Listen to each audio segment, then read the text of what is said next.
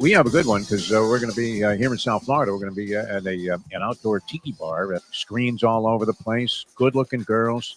And it made you want to go back and turn the clock back quite a bit because there weren't the percentage of good-looking women when I was at Syracuse University it was mostly early 70s. I got there in 69. The ratio of good-looking girls to total women in the student body was nowhere close to what it is today. Oh, is that a fair statement? Well, for Nowhere you, close. yeah. I mean, you were in Syracuse too, so they were covered up the whole freaking year.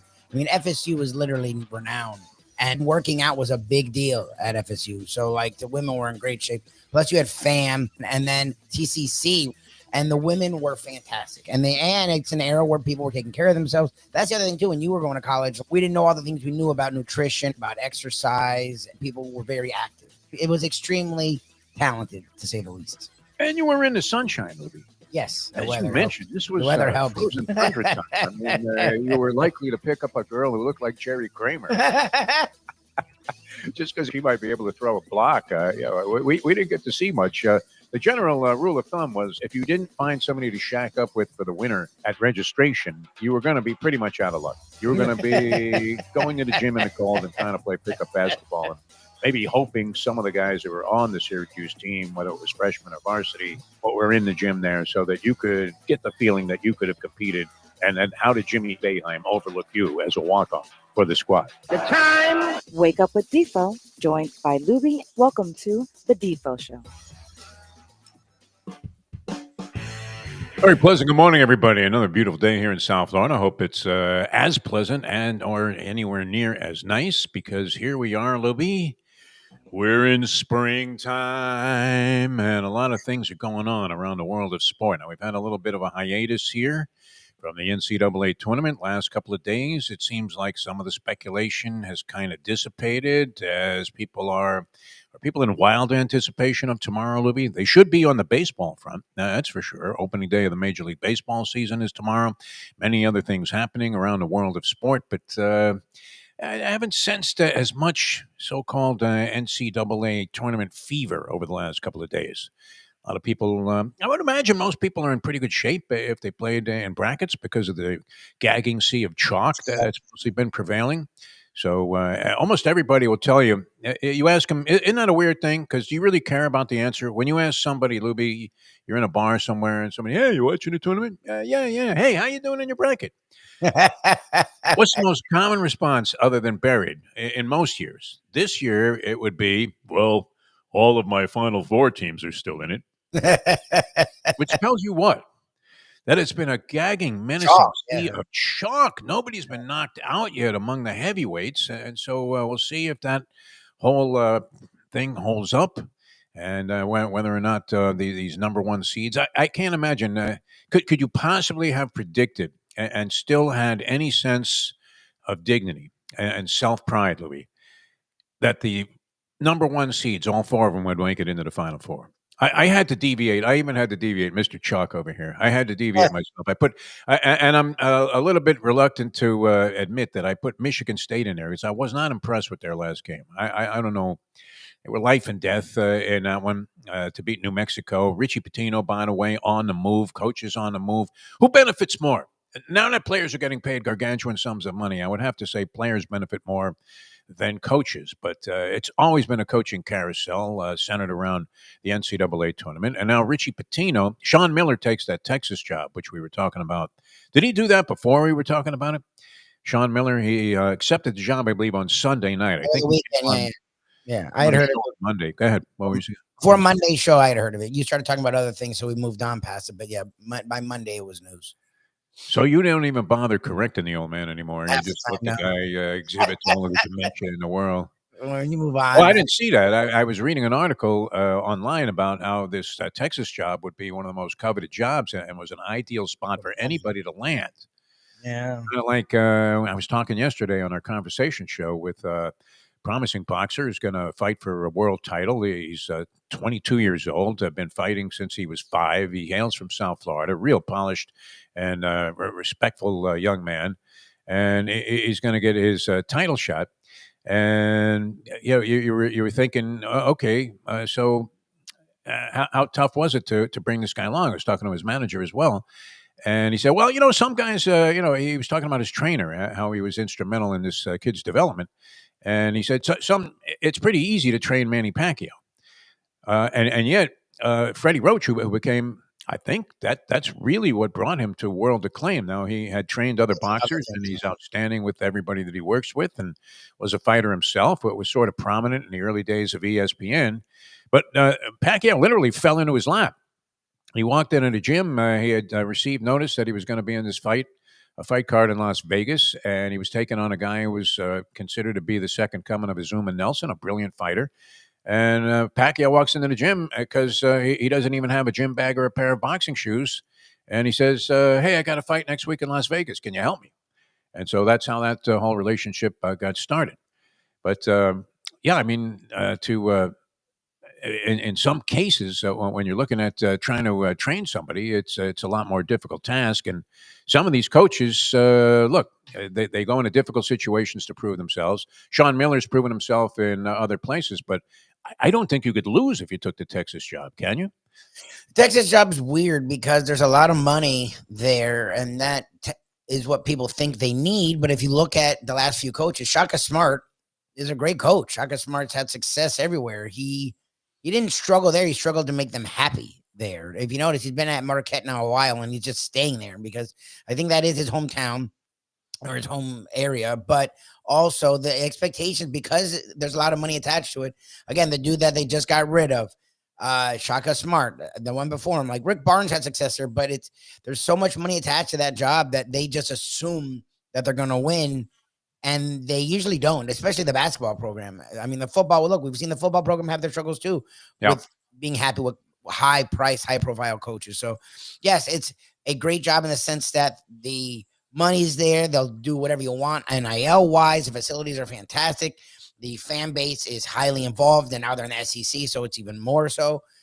But that almost, it's a double-edged sword because now they're like, all right, title or bust. And it's like in the basketball program, like, that's not the state of Texas. They have oil money, Lubie. Yes, they do. That's an understatement. Think about that. Oil money. Every time you buy a gallon of gas, you're helping the Texas Longhorns achieve something athletically. Unless they're getting that oil from Kuwait. But yeah, I mean, it was painted. The picture that was painted was that it was an ideal job. That this was a job that nobody could fail at. Sean Miller takes that job. So the Xavier job opens up. And without any ties to Xavier, which is usually part of their MO, where they were hiring coaches that had some ties previously to Xavier, they get Richie Pitino, who apparently had his pick of any number of jobs that were available to him. And yet you would think, I don't know, I mean, is in New Mexico? Do you ever think about moving to Albuquerque? No. No, of course not. Because nobody wants to. Who wants to live in New Mexico? New Mexico natives don't want to live in New Mexico. Bleep out of there. Making meth, breaking bad. Now, is it possible? And maybe this should be made more public in terms of especially future betting. And I don't know that they'll ever be able to really get a handle on this, but wouldn't it be instrumental to know, and a very key ingredient in any kind of handicapping equation, to know, especially if you were going to bet before the season who might win the national championship or make a Sweet 16, or I don't know, how far down do they break it to where you can bet, okay, this team will make the Final Four? I would imagine you can make these prop bets anywhere. Yeah. But wouldn't it be critical to know how much actual NIL money they had? That might be the most important statistic in college basketball. Maybe it isn't quite there yet, but it has to be getting close. That the more NIL money that you have, and I would imagine you can make the same parallel to football, that the more NIL money you have, the more likely you are, obviously, to succeed. And those that are at the very top of the list, it doesn't matter who your coach is, it doesn't matter who your AD is, it doesn't matter who your star, well, it would matter because he's getting paid. Yep. But that might be the most crucial number now in all of the analytics is, hey, how much money's in the pot? And we've seen it. Look at FAU. FAU was in the Final Four a couple of years ago. Guess what? Their coach is gone. He's at Michigan. Big money. Yeah, their starting center is gone. Vlad Golden. He's at Michigan. Probably big money. Oh, yeah. John L. Davis is gone. He's at Arkansas. Guess what? They're still alive in the Sweet 16. Yep. And what does Arkansas have with Calipari? Big money. Yes. FAU, a reasonably respectable season, considering that they have been literally raped Yes, the by the pillaged. Yeah, yeah. losing their coach, losing many of their key players. Who's the kid on Florida that was from FAU? So, and they're very much alive in the tournament. God, I don't know. I'll look at Florida's Might roster. be the most crucial thing. We were supposed to yesterday. It didn't work out. We were going to talk to a coach, an FAU assistant, who has a great basketball story on our conversation show, and he claimed, Lubie, originally that he didn't get the link. I know. I'm pretty sure you sent it out to him. Maybe we had something wrong with his email address. So I'm in the middle of interviewing the guests that were supposed to be on the program, which was the aforementioned Xander Zayas and his manager, Peter Kahn. They did a great job, and that's one of those shows where when you finish up, you go, wow, those two guys were great. That was, if you're a boxing fan, even a professor said this, who was filling in for you, triggering the show and initializing it, said, you know what, if you were a boxing fan, because we were both disappointed we didn't get to talk about the tournament yesterday. And this Isaiah Austin was the guy. Do you remember what happened with him? I think we talked about it the other day on the show a little bit, where Adam Silver, the NBA commissioner, he had been diagnosed with some rare disease and was unable. He was a player at Baylor, and he's a 7-footer, and he was unable to compete anymore when he was knocked out of the game with. That's who you were going to have? Yeah, Isaiah Austin. Oh my, yeah, okay. So then the email was totally wrong because I copied it word for letter, and a picture of some white dude popped up. Because well, then he wasn't going to make it on the show anyway. You match an email. I know him. He's the one that was a freaking stud, and then had his career ripped away, and then Ranafan syndrome or something. I gave him a job. Yeah. Oh my God, you were gonna have him. Yeah, that's a huge story. Oh Jesus. Yeah. Great story. Would have been great. I didn't know he's coaching at FAU. Yeah. And if you get an email right, even if you never emailed that person, a lot of the times they'll have like a insignia attached to it, and it was some dude. I was like, okay, I don't know. You're thinking, who is this guy? It was the exact email you gave, so I don't know. He gave his wrong email by accident. Yeah.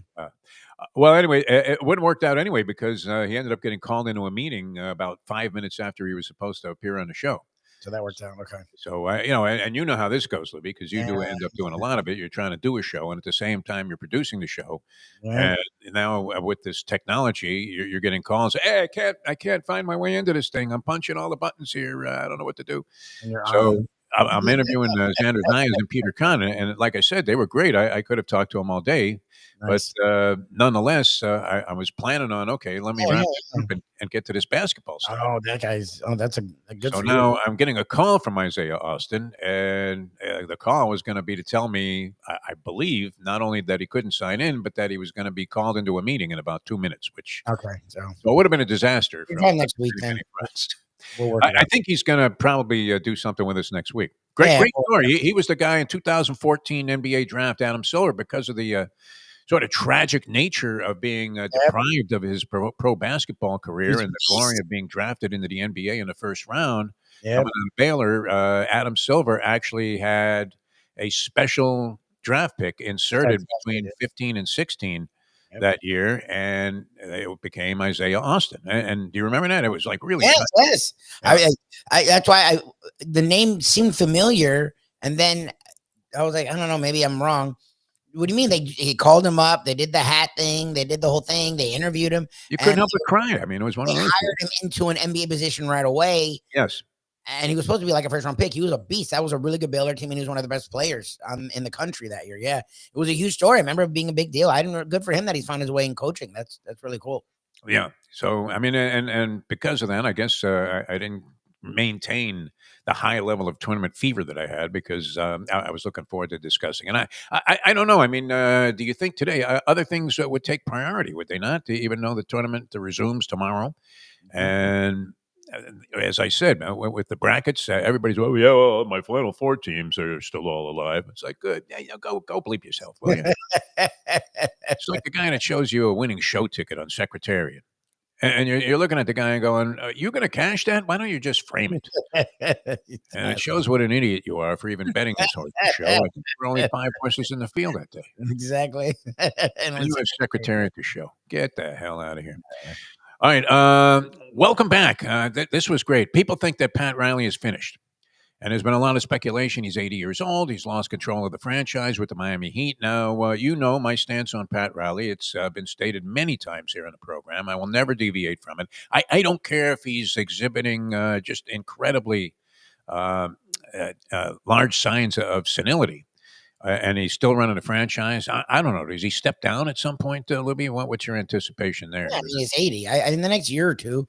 Again, Scoop said it. Look, he's involved. He's not some old man, but he doesn't handle the day to day. Again, they've assembled a really good group of people: Adam Simon, Andy Ellisberg, Nick Arison is actually involved, and he's actually pretty good for the son of a rich kid. He's actually, remember, he went to Duke and he came up in the basketball world, so he's actually like. Didn't that strike you as blatant nepotism, though? It was obviously nepotism. It's not like some of these guys that have no idea. Like he actually doesn't know basketball, and also he cedes to Simon and Ellisberg, who are two of the most respected people in the NBA.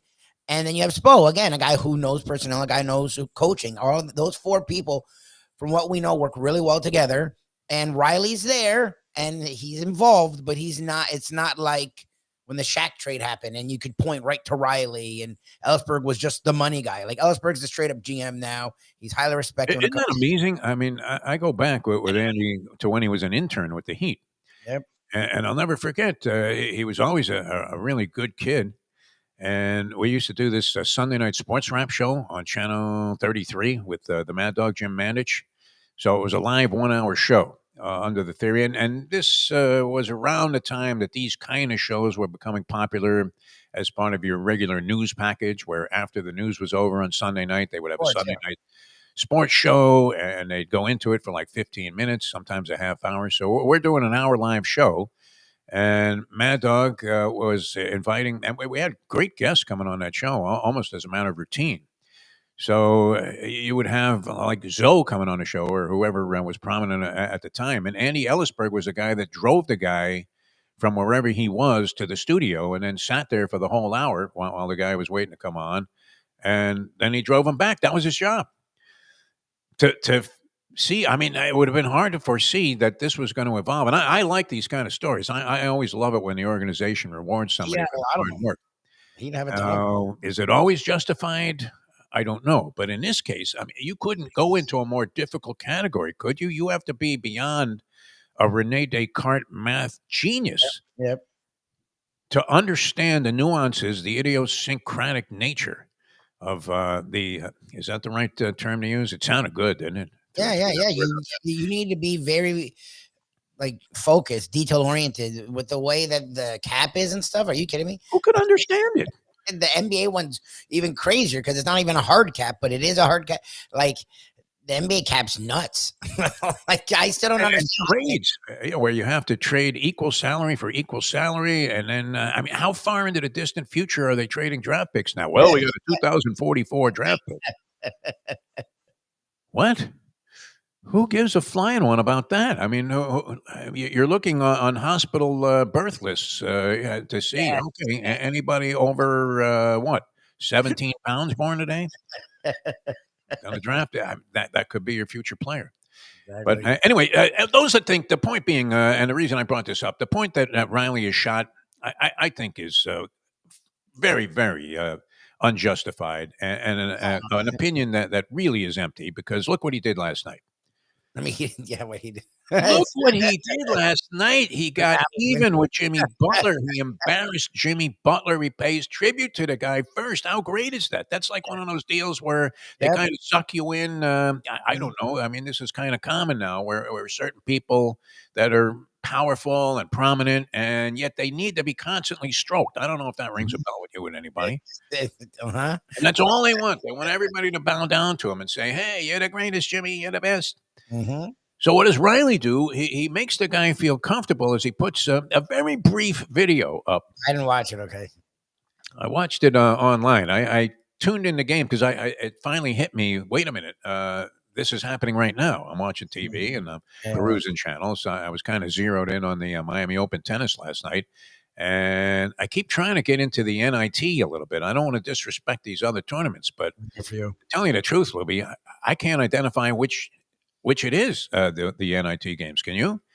Last night I'm watching a game. I'm figuring this is the NIT, but it was a CBI, which they now have another tournament going on in Las Vegas. I mean, can you follow any of this stuff, or is that really going beyond the 68 teams that participate in the NCAA tournament? No disrespect to the rest of the field, and I'm a big fan. I was of the NIT. The NIT was far more prominent when I was growing up.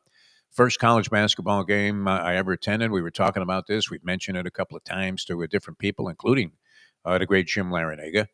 Was Madison Square Garden, an NIT doubleheader, where teams were just as likely.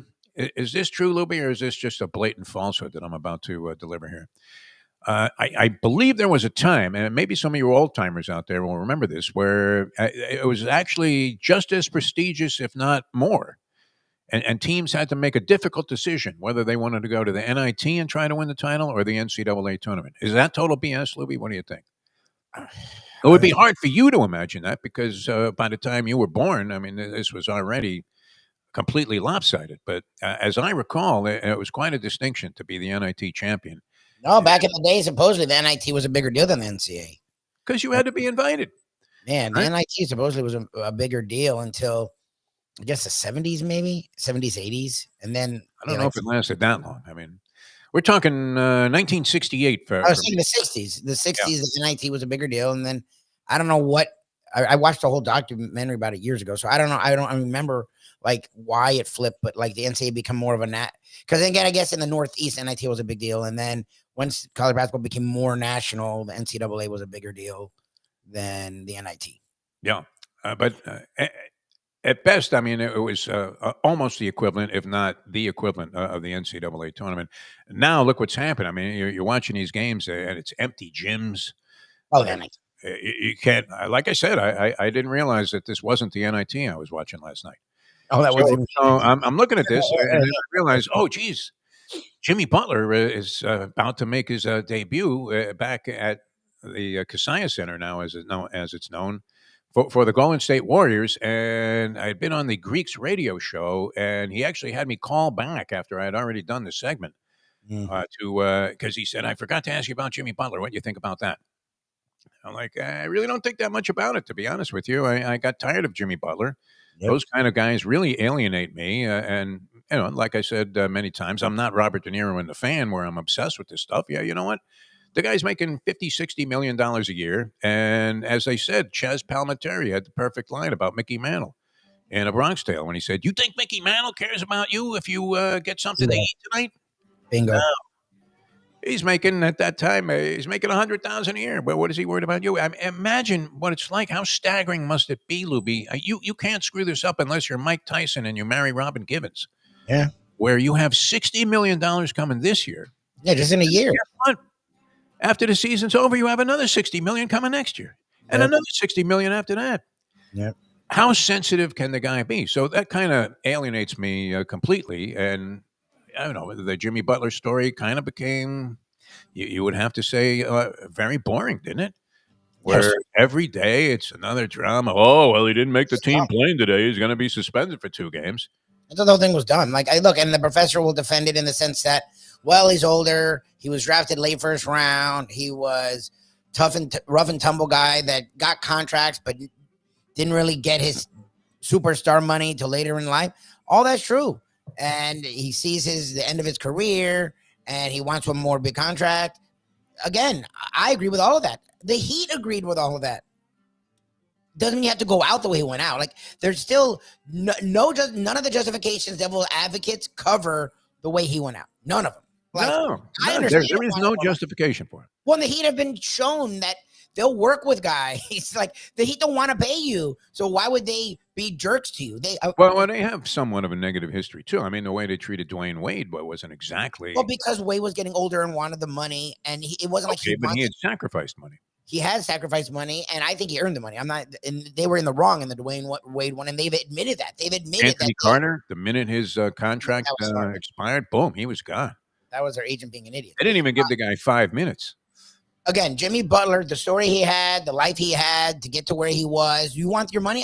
I think you should want your money. And if the Heat aren't going to pay you, what he did here, he earned more money. That's fine.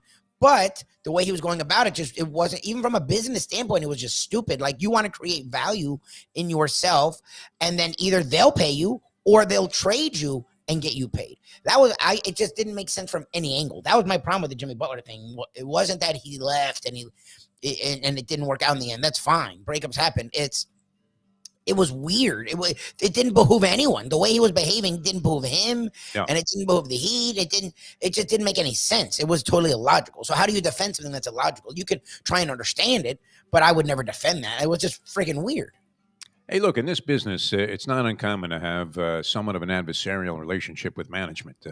You're in the talent business. They think you suck and you're highly overpaid, and you think that you're underappreciated and that they should be patting you on the back every day. Yet, when you go on the air to do a show, I mean, if you're going to sit there and sulk, guess what? You're going to look like a jerk because your job is to entertain people. I don't know that we would say that we're informing anybody since we're scrambling for answers all the time, but your job is to be the best you can at what you're doing, that given assignment. And especially if you're playing sports, do you really want to go out there and disgrace and embarrass yourself by giving a half-assed effort?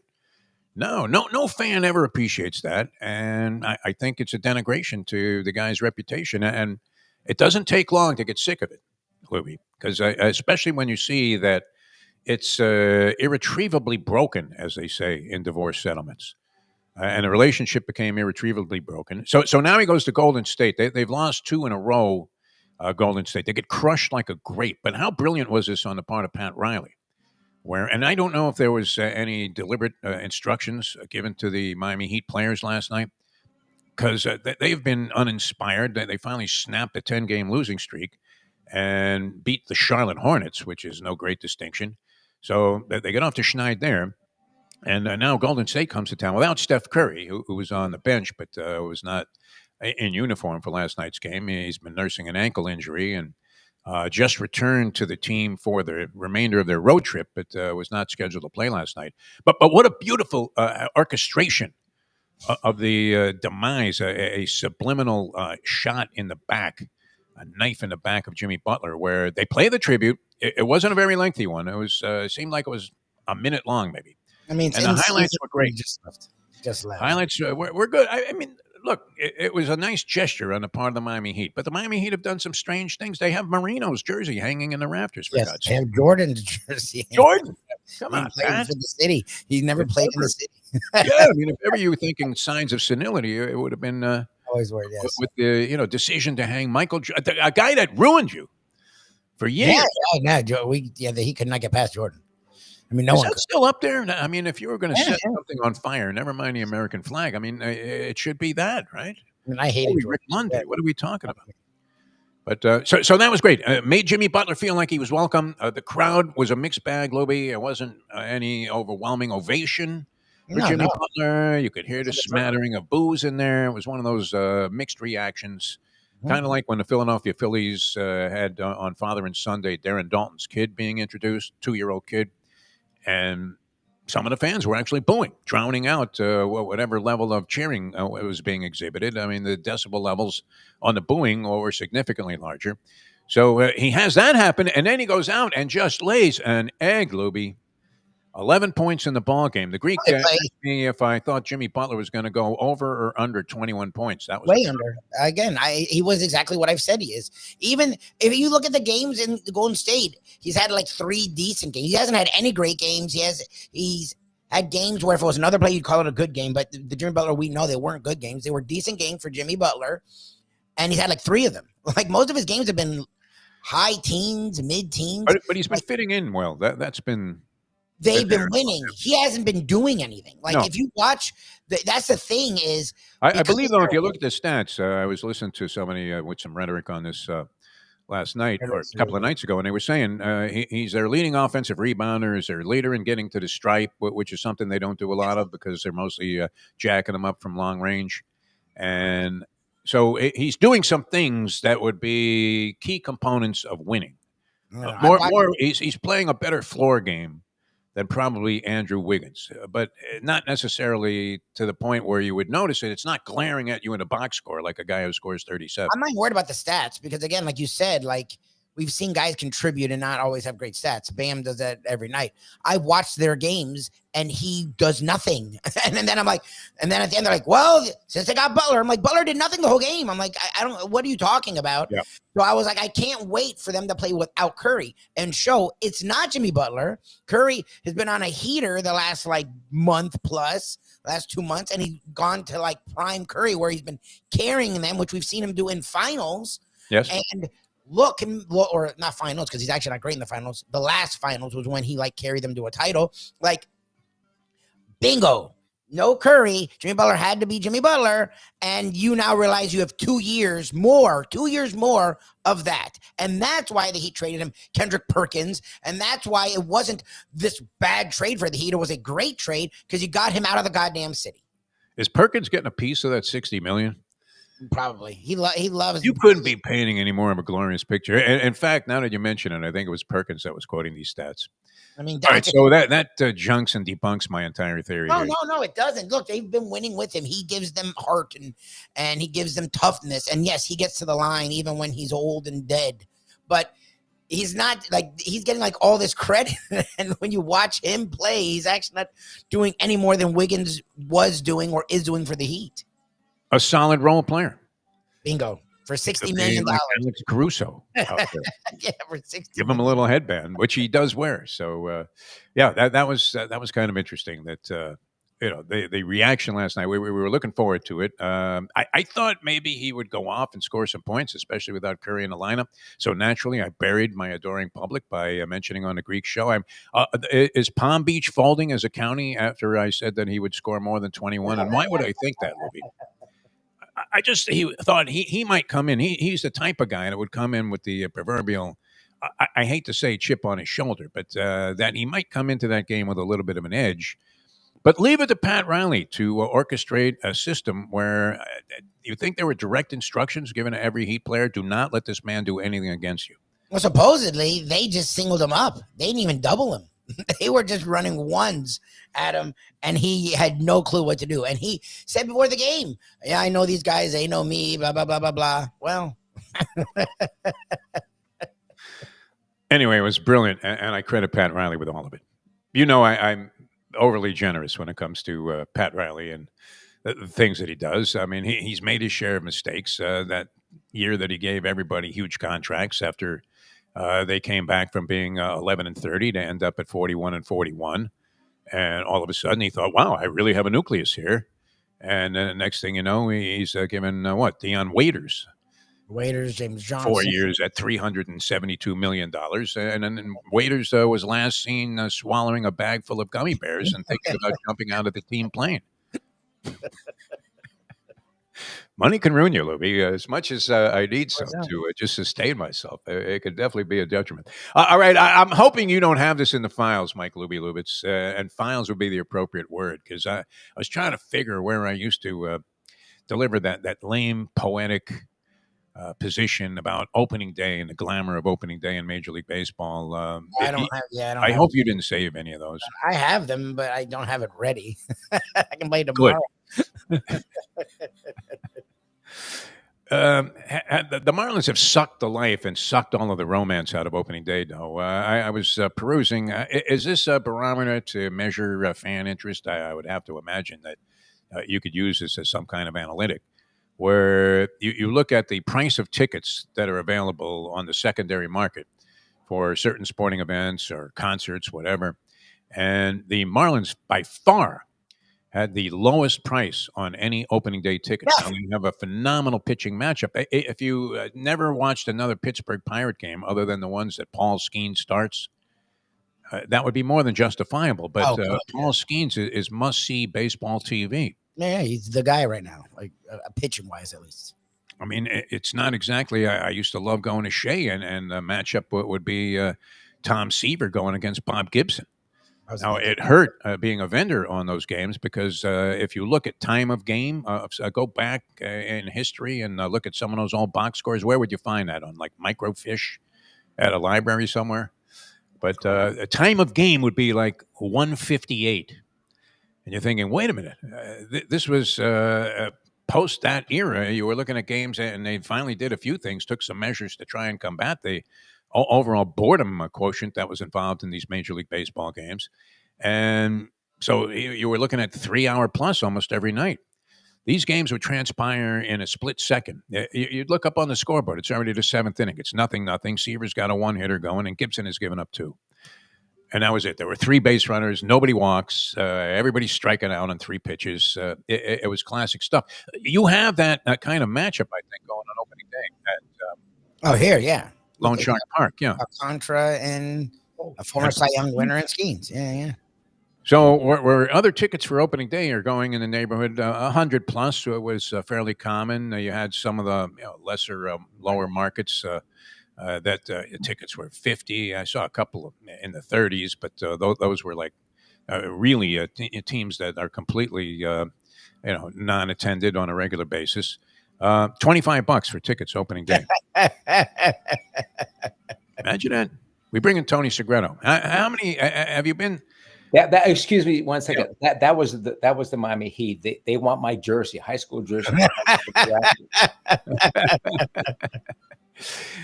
Oh yeah, I mean you're talking the Marlins. I couldn't. I mean I know Jeff Conine's son is on the roster. Yeah. Outside of Sandy Alcantara, can we think of anybody that's on the Marlins opening day roster? No. Have you sensed? You're in town now, Tony. You're not up there in your posh digs in Vermont. There, going out there and enjoying nature. Have you sensed any? I was just thinking. No one has romance out of this, didn't they?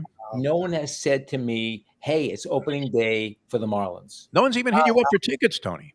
No. Now it's different. The Yankees opening day, the Mets opening day. They want to see Juan Soto. But here, nothing. 0.0. I forgot. I'm not gonna lie. It used to be a big deal. My dad would go opening day. It would be action all day, so I'd watch. I literally forgot it was this week. Like I'm not gonna. Publix where they used to have like Marlins hats and pennants and everything, a little display. That they have day old Entenmann's donuts. I can't wait to see what the attendance will be. Now the attendance tomorrow will not rival the rest of the year, but I'm curious to see what it is tomorrow. Usually they can air sell out. Yeah. If you want to measure interest in a Major League Baseball club, look at the second day's attendance.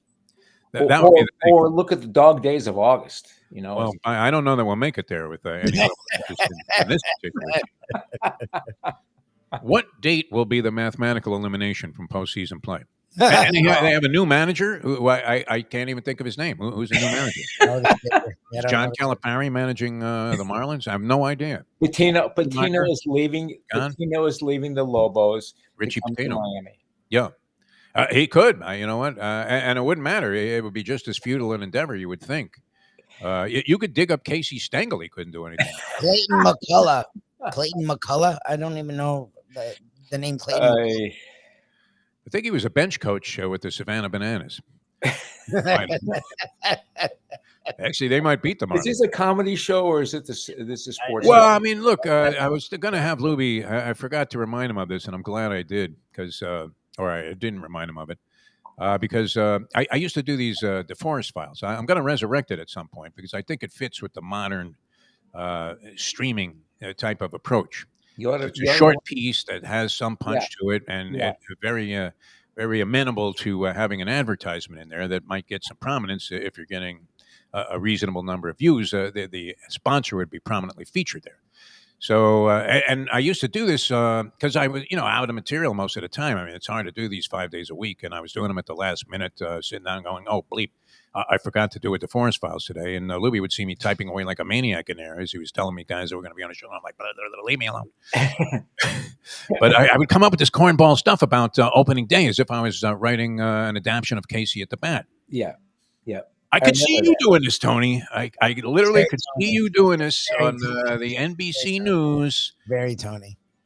The smell of the pine tar, cut green grass, the bunting, not batting, but the bunting hanging over the fence. Back of the bat. Little kids, little Johnny getting, breaking out a peanut butter and jelly sandwich. No, well, they wouldn't even let you bring that into the ballpark.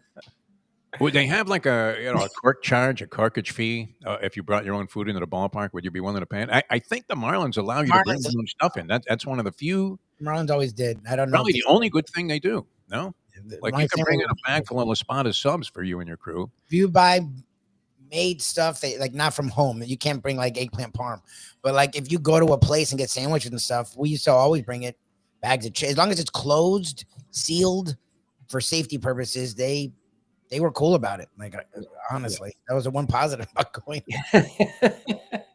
I remember when they now see you were in New Jersey for how long, Tony, of your youth? Off and on for about 15 years. Oh yeah, so you were a teenager there. So you would remember this. Do you remember when they had the Borden's? Oh yeah, a brand of milk, Yeah. and you had to cut the coupon off the milk carton. yeah. And when you got 10 of them, you got a free ticket to the nosebleed seats at Shea Stadium. I'm not Yes. sure if the Yankees might have offered this for their bleacher seats, but I don't think they did. This was mostly a thing at Shea. So what was bad about it was, and milk was like a quarter for a quart back then. You could go to the machine that was in the apartments I was living in, and they had one basically, it seemed like on every floor. That's how popular milk was. What happened to that, Tony? People don't drink as much milk anymore. Is that the deal? It's not They, great. they drink oat milk. They drink almond milk. They Regular drink milk's not soy great for milk. They drink. My bodies don't process milk. Yeah, well, we had vending machines that would sell you like a quart of milk in That's the crazy. apartment building I was living in. I'm not sure if there was A one. gallon of milk. How about a gallon of milk? Well, I mean, it wouldn't fit in a machine, Tony. I mean, it was You like bring your own gallon. You put it underneath the thing, and the milk fills it up. the point being, though, that with the Borden's coupons, you would buy a quart of milk, and it came in, sort of that cardboard coupon Yeah. or container, and then while it was still full, you'd either dump the milk out and cut the coupon out so you could go to a Met game. It was a bitch to cut them out, right? Well, yeah, I mean, I'm thinking, why would you leave the milk in there? So, of course, you were draining the milk down the sewer and then cutting the coupon out, and your mother would go, "Oh, that's good. You're drinking all of your milk. You're like, Your bones are going to be really strong, and your teeth will last forever." I was like, "Nah, I just wanted to go to a ball game." pounding milk. But what was great about it, speaking about bringing your own food in, was so they had these Borden's Milk Days or whatever, and the whole upper deck would fill up the minute the gates opened. If it was a 1 o'clock game, they would open up at 11 o'clock, and by 11:05, the entire upper deck at Shea was filled, and it'd be like a smattering of maybe 20, 30 people around the rest of the stadium Remember, at that time. And every kid, had, and including me, had a little brown paper bag. And in there, for some reason, tuna sandwiches were as popular as peanut butter and jelly. And the brown paper bag always had that little oil stain Yep. that you got from opening up a can of Starkist. We would have 15,000 of those guys up there in the upper deck. And they all had a crumpled up dollar. And you knew this as a vendor. We were going up there first before any of the food vendors were out. They didn't send them out till 12 o'clock. So I'm selling souvenirs. And our theory was, and maybe this was, an indication that I had some business instincts, because my buddy and I, we would wheel up like 400 yearbooks. They were 50 cents a copy. And we knew this, that the first guy up there, it didn't matter what you were selling. You could have been selling cotton candy. You could have been selling pizza. You could have been selling soda. And in this case, yearbooks. The first guy up there was going to get that buck because they were going to spend it right away. yeah. So we would get up there before everybody else. And by the time the food vendors got up there, they would drain. They'd be walking around like zombies, in the third inning, unable to sell anything. And my buddy and I were sitting there with just a giant wad of crumpled up $1 bills. I'd like to see a picture of a little Jeff DeForest. Pretty much the same. I mean, except for the gray hair and a little bit of weight. But I was a reasonably straight up guy in high school. I was like you, Tony. I was just a jock. We didn't know anything about drugs or any of this other stuff. Hadn't been in any bad relationships. Beaten to the ground by the system. It was great. Essentially, and I've told Lubie this many times, and I believe it to be true. That might have been not only from a compensation standpoint, but from an entertainment value, the best job I ever had. Yes, I know. I know you said that over and over and over again. Yeah, no, it was great. Absolutely fantastic. All right, so we'll get into it. A little opening day. We get the baseball season. Tony, I'm sure you have some thoughts on the NCAA tournament. Are you Yes. like these other guys that are going to come up to people and go, "Hey, you know what? My Final Four teams are all still in it." Please No, don't do that. my bracket was busted long ago. Oh, really? I mean, it seemed fairly simple. I don't know how you could have been destroyed unless you were pressing for upsets in the first round. I was pressing for upsets. Pressing for upsets. And there were, I mean, it only went down. I believe the biggest upsets were, and they weren't even necessarily upsets if you looked at the odds, because Colorado State was favored in its 12 versus 5 game. Mhm. And McNeese, so what was. That was my regarded well. buster right there, McNeese. I didn't have Clemson losing, yeah. I had Clemson into the 16s. That screwed me up. Who was the big Clemson fan? The professor? Just a lot of people thought Clemson was the third, arguably the second best team coming out of the ACC. So people thought they could make a nice little run. And they All did right, a lot not. to discuss with the iconic Tony Segreto. We tell people, how great is that, Louis? We tell people Segreto's on the show. They're like, whoa, Tony Yeah, I Segreto. get super stoked. It's a love fest, Tony. I mean, you created quite a legacy for yourself and well respected. So we'll come back a little old school with Tony Segreto coming up in a moment here on the Defo Show with one Mike Lubie Lubitz. Now that. The time. My God, we finished the show already. It's 8:49. Hey, folks, Tony Segreto here. Let me ask you a question. What do you look for when you go out to eat? Good food, obviously, friendly atmosphere, not too loud, but good energy, reasonable prices, and a place where you feel comfortable. All those ingredients, no pun meant there, are hard to find unless you're talking about the Texas Roadhouse. You see, they encompass all of those attributes. Really, really good food, amazing atmosphere, good for a family, good for a date, or just a night out for yourself, and prices that will make you extremely happy. Their ribs, unmatched. Steaks, hand-cut every day. Everything, and I mean everything, is made on site, including their incredible bread. It's the one day, folks, that you can forget about low-carb diets. Trust me when I tell you, Texas Roadhouse, your restaurant, your destination when you say, where should we go and eat tonight? From the newly renovated sports bar to the beautiful bayside views captured at the Tiki Bar, Jimmy Johnson's Big Chill has it all. Located at mile marker 104, the Big Chill also offers waterfront dining while experiencing breathtaking sunset views of the Florida Keys. It's simply the hottest spot in the Keys to cool off. That's Jimmy Johnson's Big Chill at mile marker 104 in Key Largo. For more information, call today at 305-453-90. What we gonna do right here is go back, way back into time. We are now kicking it old school with the one and only Tony Segreto. Brought to you by Texas Roadhouse. All right, welcome back to the show. We have Tony Segreto. We're going a little old school. I was just thinking back to some of the, you no doubt are covering many Marlin opening days. Oh, yeah. Had you been to Yankee Stadium for an opening day? No. Never. Wow, Tony. Very surprising with your Yankee fan. I was there the day after the opening day. I was there a lot, but I wasn't there for opening day ever. Ridiculous. All right, I want to say I've been to opening days at Shea, of course.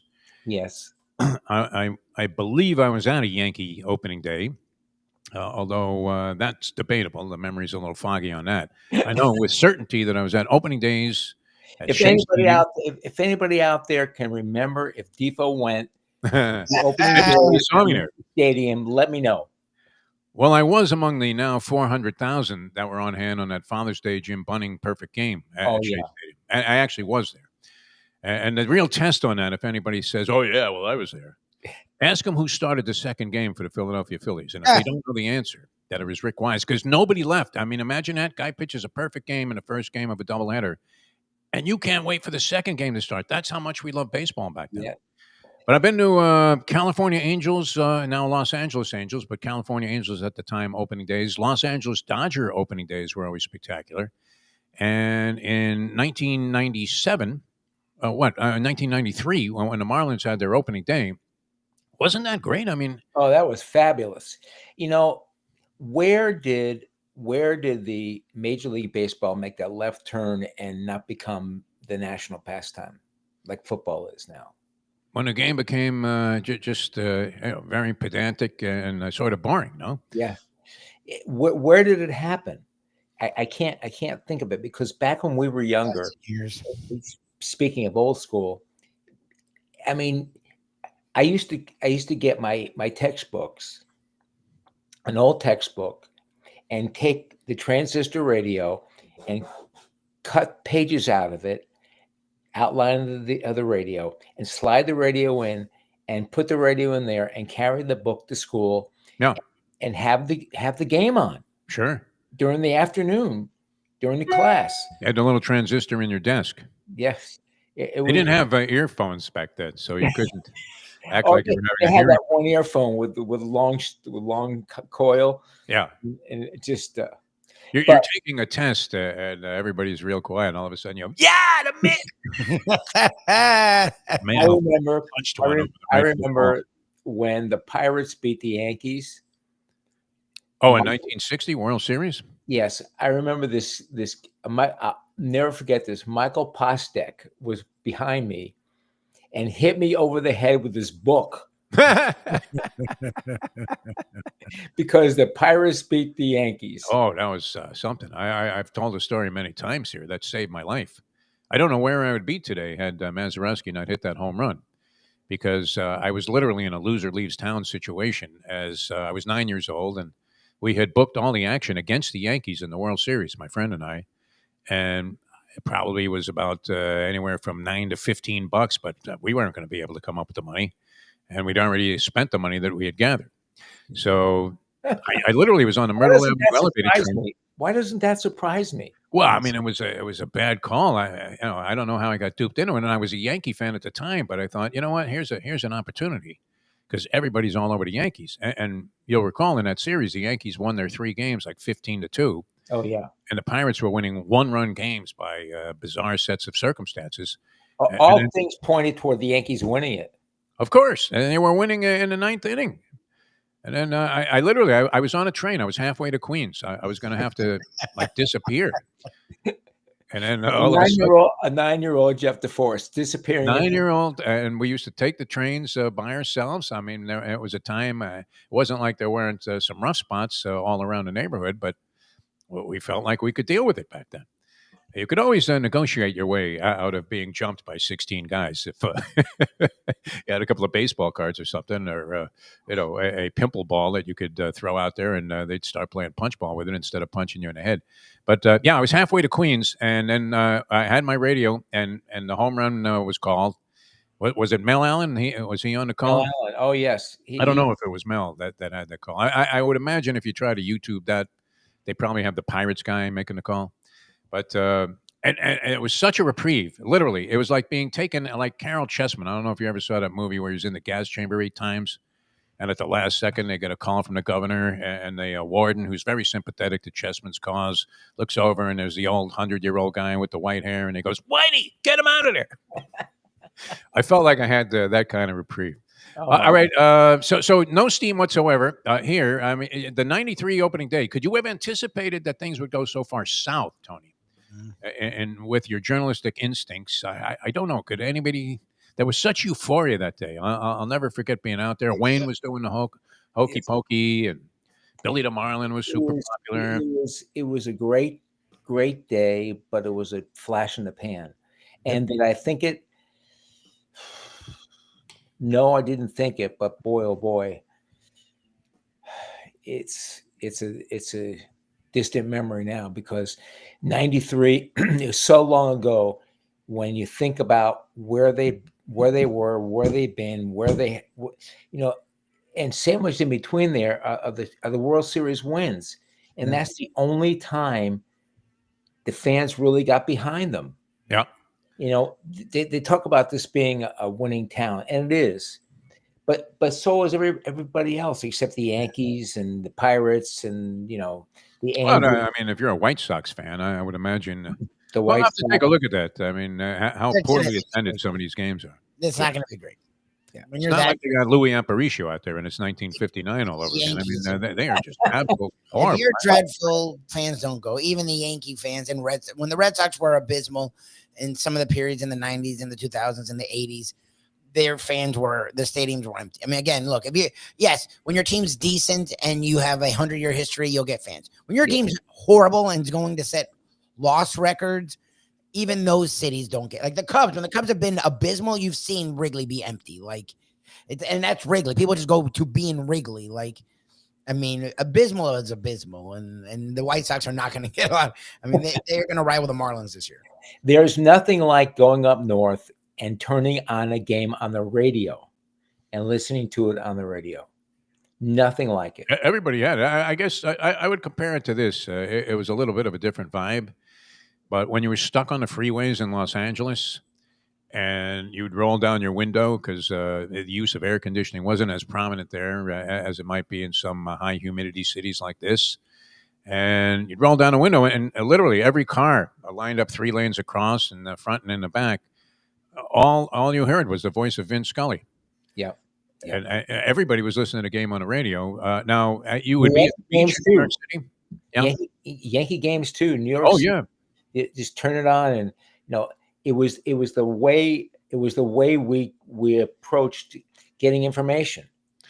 Well, and you didn't have a lot of games on TV. I mean, every game wasn't on television. Yeah, I grew up literally Mel Allen. I thought Red Barber was overrated as an announcer, which is blasphemous to even say. Remember Dizzy Dean? Yeah, he was great. He was great. He was great, awesome. Yeah. I've been a lot of classic guys. I don't know that you have that so much anymore because even in the case of the Marlins, I believe our good friend Craig Minervini is going to be doing a lot of radio games because they were too cheap to pay him to do TV. That's the truth. I'll listen to the radio. I'll listen to Craig, but Craig's great. Fantastic. Yeah. I mean, the whole city was rocking to the beat of Mel Allen and Phil Rizzuto, and Bill White actually was an announcer. I didn't think he was all that good, but Red Barber was part of the team. It was Mel, Red Barber, and Phil Rizzuto was kind of a neophyte rookie. Mel Allen was great. Mel Allen did some University of Miami football games. Did he really? Wow. And I remember I was so excited. I was like a little kid meeting Mel Allen. It was the greatest thing in the world to me to meet Mel Allen.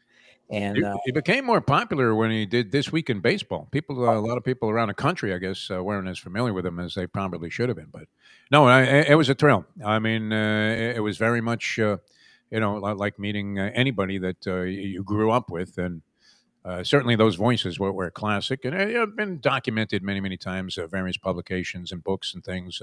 The voices of the game. I want to say, did Dave Halberstam write the voices of the game, or? That's one of those books I probably should consume at some point in time. All right. So what do you have left on the tournament, Tony? We only got about a minute or so here, and we didn't even. On the women's side, especially now that Juju's gone, it could be Notre Dame. I've got Gino winning it all. I didn't fill out any brackets. I just thought UConn was going to win it all, and I have no steam in the game. I tried to watch a little bit of it. I'm a big Juju Watkins fan, and I just happened to flip on the USC game on the play she went down on. Yeah, which you're looking like in shock. My God, it's a shame. It's a real shame. And I know how some people feel about women's sports, but Juju, people like that. She was great. No, she's fantastic. They've taken the game to a Caitlin Clark. Angel Reese. Who would you rather have, Juju or Caitlin Clark? You're starting a franchise, not for the popularity, but just strictly straight up as a player. Is Juju Watkins more well-rounded than Caitlin Clark was?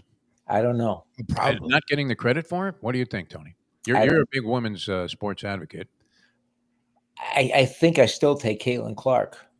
Popularity, Tony. You're going with popularity. I'm talking about hardcore nuts and bolts basketball. Rebounding, defense. Juju Watkins is everything. I mean, I could make a case. I mean, Juju Watkins in some games is blocking 8 shots. Yeah, Clark is a really good passer and can score from all levels, but her defense is abhorrent. That's true. She doesn't rebound. Like Watkins is just an all-around great player. I mean, she's bigger too. When we're operating WNBA franchise, how big is Juju Watkins? I look, but I think she's a lot bigger than Taylor. Tall for the position she plays in women's basketball. No. I mean, she has an extremely well-rounded game. I started to become a big fan of Juju Watkins.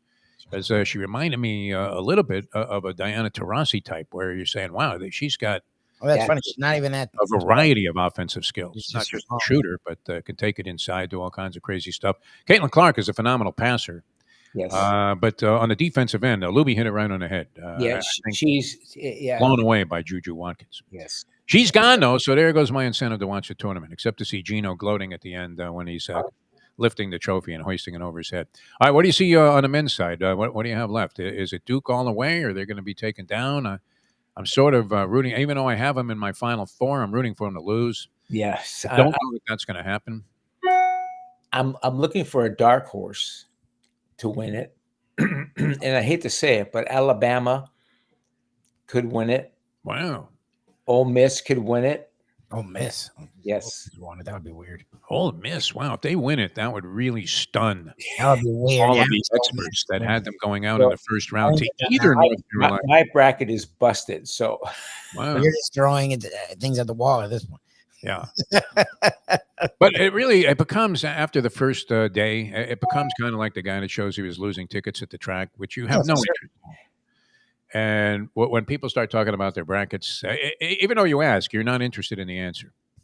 Is that true, Tony? You're not like that. But, we go, hey, I want to hear what really people could care think. less what the guy I want to said. hear what people think.